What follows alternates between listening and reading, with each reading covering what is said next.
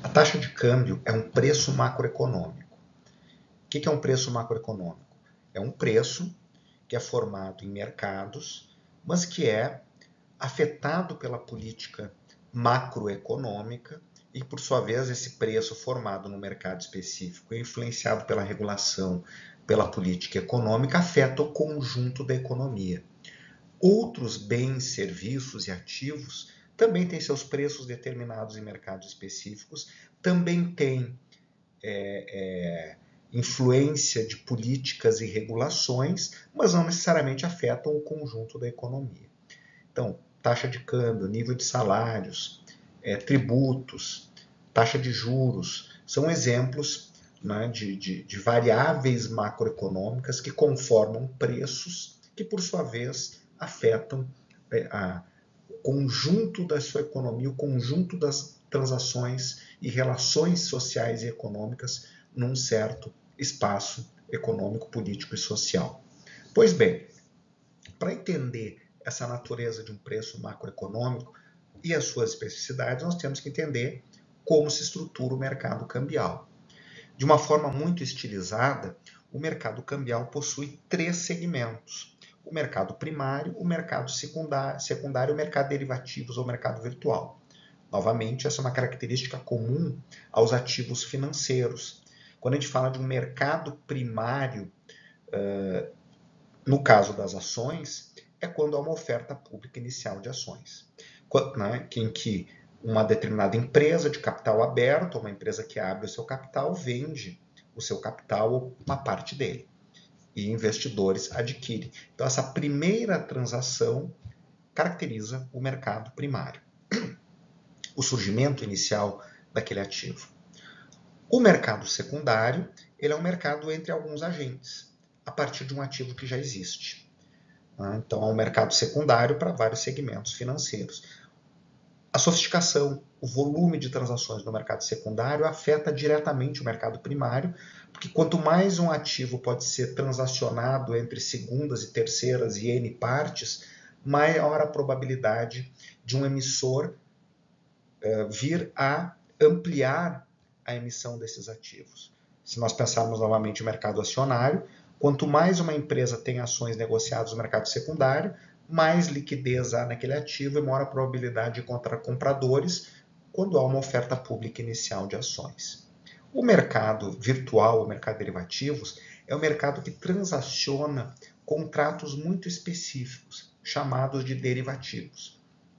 É uma imensa variedade de contratos derivativos, que nós podemos reuni-los em determinadas categorias. Primeiro, a palavra derivativo, né, derivative em inglês, que é melhor traduzida, eu acho, pelo português de Portugal, quando chama esses contratos de derivados, ao invés de derivativo. E por que o derivado é melhor? Porque, por definição, um contrato derivativo é aquele cujo objeto que está sendo transacionado está associado a um ativo subjacente. Então, eu tenho ação da Gerdau e existe um contrato de opção da Gerdau, dessa mesma ação. Ação da Petrobras, que é o ativo subjacente, e tem um contrato que transaciona opção, contratos de opção. O que é um contrato de opção? É um derivativo, porque o seu objeto de negociação é a possibilidade de comprar, de transacionar aquela ação, Petrobras, Gerdau, qualquer que seja, comprar por um certo preço até um certo prazo. Né? Dá o direito de comprar, eu fecho aquele preço. Eu posso exercer aquela opção ou não. Há contratos futuros, há contratos de mudanças de taxas, de juros para câmbio, há estruturas que combinam isso. Então, há uma pleia de famílias de contratos, de opções, futuros e swaps, dentre outros. Essas operações de derivativos podem ocorrer de forma organizada em mercados, então o câmbio é um bom exemplo. Eu posso ter contratos futuros padronizados de câmbio nas bolsas de valores, e há contratos em balcão, que é algo mais opaco, que são contratos entre as partes, o intermediário financeiro e o seu cliente, que não são contratos padronizados, são contratos de um tamanho que as duas partes entendem como importante para ambas as partes. Esses mercados possuem atores específicos, pessoas físicas, pessoas jurídicas, intermediários financeiros, bancos, bancos de investimento, corretoras, bolsas de valores, que transacionam esses diversos instrumentos ou produtos financeiros. Investidores, as autoridades que regulam esses mercados, autoridades monetárias que regulam a moeda, a taxa de juros, eventualmente regulam o câmbio, há autoridades que regulam os contratos de derivativos e os seus mercados específicos. Falando de forma genérica, primeiro, sem pensar num país especificamente. E para cada um desses mercados e instrumentos, há regras as mais diversas. No caso do câmbio, há regras de política econômica que vão definir se este é um mercado que vai ter o seu preço livremente pactuado entre os agentes, então o mercado em que o preço flutua, ou pode ser um mercado em que o governo determina o preço de referência, uma taxa de câmbio fixa. Isso não implica que o mercado não tenha liberdade de comprar ou vender moeda estrangeira, mas significa que o Banco Central vai manter o preço de mercado mais próximo possível do preço que ele determinou como sendo a referência, como sendo o preço oficial, e vai comprar e vender moeda estrangeira para regular esse preço. Então, os regimes cambiais vão delinear essas possibilidades. Da mesma forma, a regulação sobre os fluxos de capitais. O comportamento do mercado de capital de cambial vai ser se há controles de capitais pervasivos e muito intensos, ou se há maior liberdade para os agentes transacionarem ativos e, portanto, realizar operações cambiais entre fronteiras. Então, é um conjunto, além da regulamentação específica das operações de câmbio à vista, de câmbio futuro e assim sucessivamente. Então, por exemplo, no mercado financeiro brasileiro, nós não temos contas correntes em moeda estrangeira.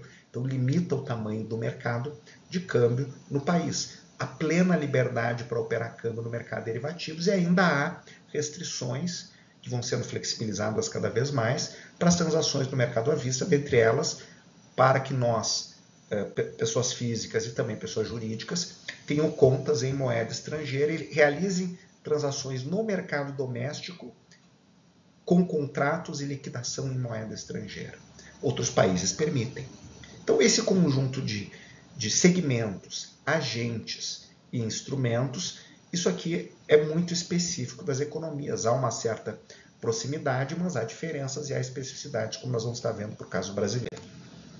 O mercado primário é aquele em que uma divisa, que é a moeda estrangeira, é originalmente transacionada, ou ela é comprada ou ela é vendida. Ou melhor, sempre que ela é vendida por alguém vai estar comprando. Então, por exemplo, um exportador, quando ele traz os dólares para cá e a transação implica na necessidade, como ele não pode ter conta no mercado à vista, conta corrente em dólares, ele vai ter que trazer os dólares para o país e realizar uma operação de câmbio, transformando esses dólares em reais para suas transações. Uma empresa que deseja pagar uma dívida, adquirir um produto lá fora, a mesma coisa, ele vai fazer a operação cambial, vai debitar reais da sua conta, né? Vai obter os dólares equivalentes a um determinado preço pactuado, e esses dólares vão ser repassados para um banco correspondente que vai pagar aquela dívida, ou aquela ativo, ou aquela mercadoria adquirida em algum outro país. Então, estas transações refletem o mercado primário, que numa ponta eu tenho um intermediário financeiro autorizado a operar com moeda estrangeira, no caso do Brasil é o Banco Central que define. Se vocês forem entrar no site do Banco Central, na parte de câmbio, vai aparecer ali alguma forma de abrir um link com a lista de todos os bancos, de todas as corretoras, de todos os intermediários financeiros autorizados a comprar e vender moeda estrangeira. Nem todo banco está autorizado, por exemplo. Então, ali há essa lista e há um controle, uma regulação por parte da autoridade monetária, no caso, o Banco Central do Brasil. Então, numa ponta tem esse banco comprando ou vendendo moeda estrangeira com um cliente que ou detém aquela moeda estrangeira ou deseja adquirir. Tudo isso é um mercado primário, forma-se a taxa de câmbio no mercado à vista. Importante lembrar que, assim como no mercado de juros, não existe uma única taxa. Existem tantas taxas quanto transações que vão estar ocorrendo ao longo do dia. Em geral, ao mercado de varejo, em que nós, consumidores, pessoas físicas ou as empresas, vão negociar o valor determinado pelo banco. E há as negociações de maior valor ou de atacado entre os bancos e seus principais clientes, que na hora que vão vender moeda estrangeira ou na hora que vão comprar, pactuam preços melhores do que os clientes de varejo, que têm um menor poder de barganha.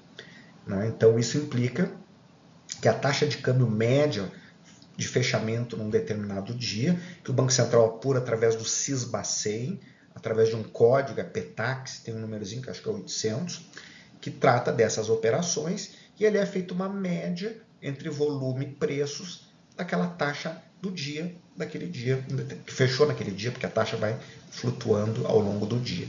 O Banco Central acompanha isso em tempo real e tem os microdados, transação por transação.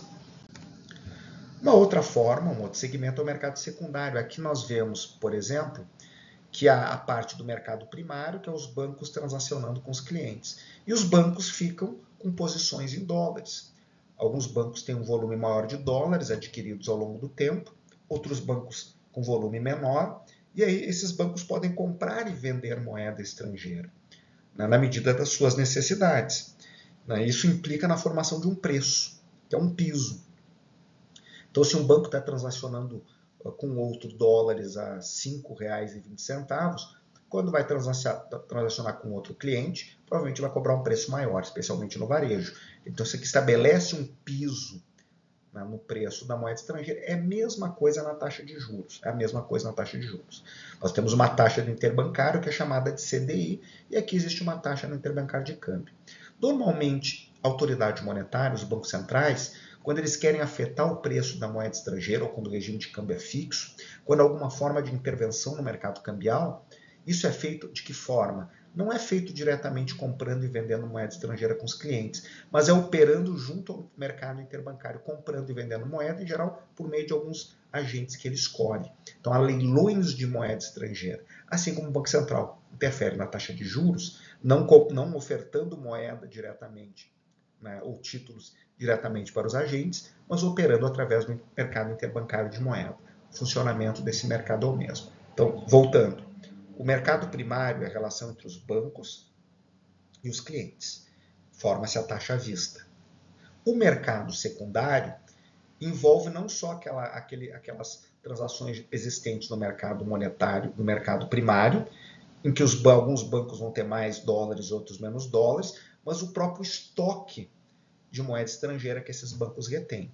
Isso vai vai gerar um determinado preço. Os bancos podem ter dólares e decidir não vender esses dólares, por alguma razão, porque imagina que o preço vai subir, por exemplo.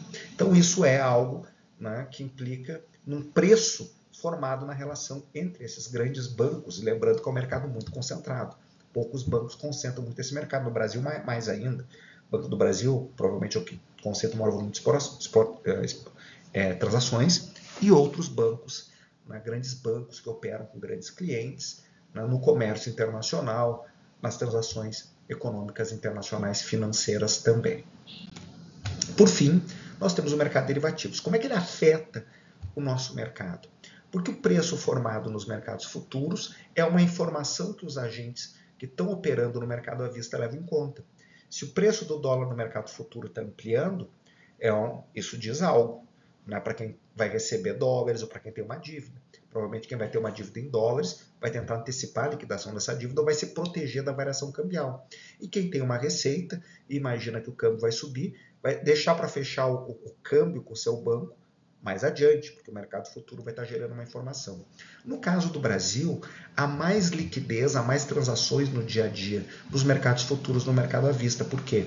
Porque os mercados futuros são totalmente livres, o mercado à vista é muito regulado. Então, para fazer especulação e hedge, eu conto com os mercados derivativos. É mais difícil de fazer isso nos mercados à vista. Então, o tamanho do mercado de derivativos no Brasil, de câmbio, é muito maior do que as operações do mercado à vista. Por isso que há tanta especulação no nosso mercado de câmbio.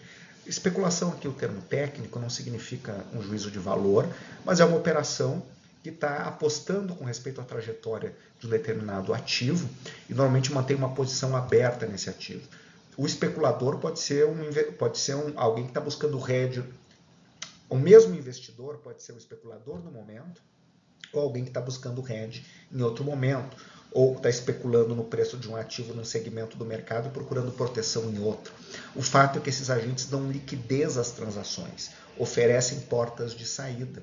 Se eu sou uma empresa, estou só preocupado com os meus negócios, sou uma empresa que está importando máquinas e equipamentos, e eu vendo meus produtos fundamentalmente no mercado cambial doméstico, então eu não tenho hedge natural, porque as minhas receitas são em reais e eu tenho dívidas em dólares. A flutuação do dólar pode me gerar um impacto muito grande. Então, se eu não quero ter surpresas negativas com uma alta do preço do dólar que vai impactar minha compra de insumos, de equipamentos, o que eu vou buscar? Eu vou buscar proteção. Eu vou buscar proteção aonde? No mercado cambial, ou no mercado organizado de balcão, ou no mercado direto com o meu banco, balcão, direto com o banco, ou no mercado organizado em bolsa de valores. Né? Se eu estou fazendo isso no balcão, o banco vai ficar com uma posição que vai precisar segurar no mercado organizado de câmbio. Um tipo de contrato que tem sido muito negociado com moedas, com instrumentos diversos, é o contrato derivativo, mas particularmente com moedas, são esses NDFs. Né, que, como aparece, se vocês forem lembrar na primeira parte da aula, nós mostramos aquela chamada do prêmio do Euromoney de 2024, em que o UBS, um banco americano, se destacou, né, por suas operações com mercados de NDF no mercado cambial brasileiro. É vender a taxa futura da variação do dólar frente ao real. Normalmente isso pode estar associado a um rally, né, em que os investidores estão esperando uma alta do real frente ao dólar, para pegar o exemplo, e aí vendem isso para os seus clientes em Nova York. Só que esse banco em Nova York não tem os reais, a taxa para pagar daqui a um ano. Esse banco fica com uma exposição. Para ele reduzir sua exposição, ele vem no mercado cambial brasileiro futuro e vende dólares no mercado futuro, que significa comprar reais. Então ele abastece esse mercado de câmbio, o volume de dólares sendo vendidos, de contratos de dólares sendo vendidos no futuro cresce e joga o preço do dólar no mercado futuro para baixo, que ajuda também a valorizar o real, que é o que ele está vendendo lá para os seus clientes. Bom, estou dando um exemplo, no fundo, para dizer que se um investidor lá em Nova York oferece no balcão para o seu cliente determinados contratos com moedas ou com ativos que ele vai entregar a variação da taxa, ele vai vir para os mercados organizados futuros e tentar um hedge, vendendo a outra moeda, no caso, vendendo o dólar, porque lá ele está vendendo reais para os seus clientes. E isso afeta o comportamento desse câmbio. Como no Brasil, diferentemente do México ou da Coreia, o mercado de derivativos é muito grande, derivativos de moedas, frente ao mercado à vista, isso gera uma enorme possibilidade de especular com moedas emergentes no nosso mercado, que já é grande em comparação ao volume de transações dentre os emergentes, e na particularidade do mercado de moedas, do mercado cambial, ele tem um volume muito grande de transações. Então, um espaço privilegiado para especulação, para esses investidores e para a rede de alguns agentes. Olhando para o mercado à vista, aí nós vamos para aquela ferramenta a mais simples que nós, desde a introdução à economia, trabalhamos, oferta e demanda. Então, o mercado cambial ele vai ter, em um determinado momento, um volume de venda de dólares e um volume de compra de dólares, isso forma um preço. Vai ser a taxa de câmbio no mercado à vista. O que acontece se a oferta de moeda sobe, de dólares? O preço do dólar cai. Então, isso é o que acontece naturalmente. No regime de câmbio flutuante, é isso que vai acontecer. O que acontece é a diferença para pegar o regime de câmbio fixo. No regime de câmbio fixo, o Banco Central prometeu manter o preço fixo em E1, que vai ser a taxa de câmbio fixa.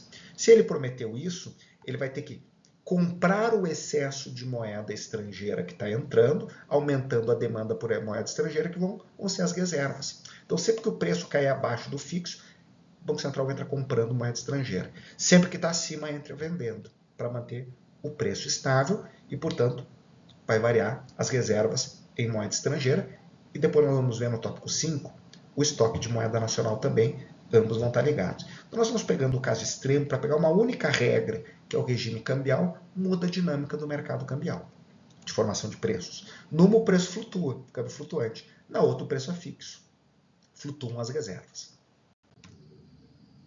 Então, os contratos derivativos têm os mercados a termo e futuro, os mercados de opções, o mercado swap e combinações as mais diversas. Como é que eles afetam o mercado cambial especificamente? É aquele exemplo que eu falei. Eu tenho em determinado momento um volume de contratos transacionados de compra e de venda de dólares no futuro que formam um preço. Ora, este preço se altera se há um aumento, por exemplo, na venda de contratos de dólares do futuro. Essa venda pode estar sendo feita por investidores não residentes, que lá fora estão vendendo a apreciação do real e vão se proteger vindo aqui para vender dólares, comprando reais ou a taxa no mercado futuro. Normalmente, contratos derivativos não tem uma venda de alguma coisa, mas se liquida posições por contratos inversos para manter aquele preço. O que eu vou pagar é a diferença, né, para quem perdeu naquela transação e quem ganhou embolsa aquela diferença. O fato é que um aumento no volume de vendas futuras de dólares joga o preço do dólar no mercado futuro para baixo e isso influencia o mercado à vista. Outro exemplo da regulação, estamos pegando uma data especificamente, só para olhar em números, né? Que os agentes econômicos podem decidir se as moedas são totalmente ou parcialmente conversíveis para transações no mercado doméstico e o seu grau de conversibilidade para transações no exterior. E isso gera oportunidade de arbitragem por parte dos investidores, que é o exemplo que eu estou trazendo do Brasil. O mercado à vista é mais controlado, né, e restrito, né, porque eu não posso ter conta em dólares para transações diversas aqui, e eu sempre tenho que transformar dólares em reais. Por outro lado, a completa liberdade dos mercados futuros de câmbio, tanto em balcão quanto nos mercados organizados.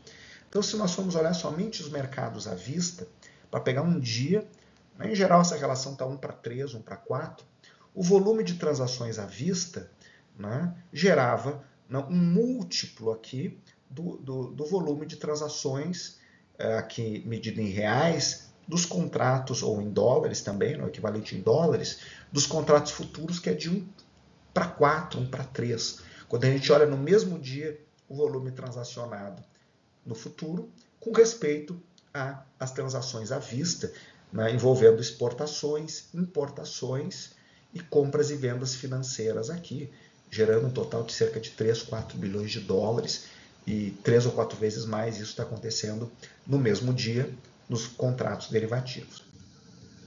Aquela mesma base de dados que nós pegamos e mostramos para vocês, aquele arquivo Notas para a Imprensa Setor Externo, mostra a posição cambial, o consolidado e a soma do mês. Né? Aqui nós temos janeiro a agosto de 2023, janeiro a agosto de 2024. A ideia é não analisar cada segmento aqui, os contratos de adiantamento de câmbio, pagamento antecipado de exportação, os outros tipos de contrato, mas aqui houve um volume para exportações de 192 bilhões, caracterizaria uma determinada oferta, volume para pagar importações e aqui um determinado saldo. Né? É que os contratos financeiros, também a mesma lógica. Né? E aqui os mesmos dados para 2024, janeiro, agosto. Nos últimos anos, né, já há um bom tempo, o Brasil vive uma grande flexibilização e há um novo marco legal desde 2021 para o mercado de câmbio que, em tese, né, poderia permitir a abertura de contas em dólares, o que vai depender de decisões futuras da autoridade monetária. Então, com esse panorama, né, dos grandes números da primeira parte, os conceitos básicos sobre o mercado cambial e agora da estrutura, nós finalizamos, digamos assim, essa primeira divisão, né, o item 3.1, e na sequência vamos passar a tratar dos aspectos teóricos de formação deste preço.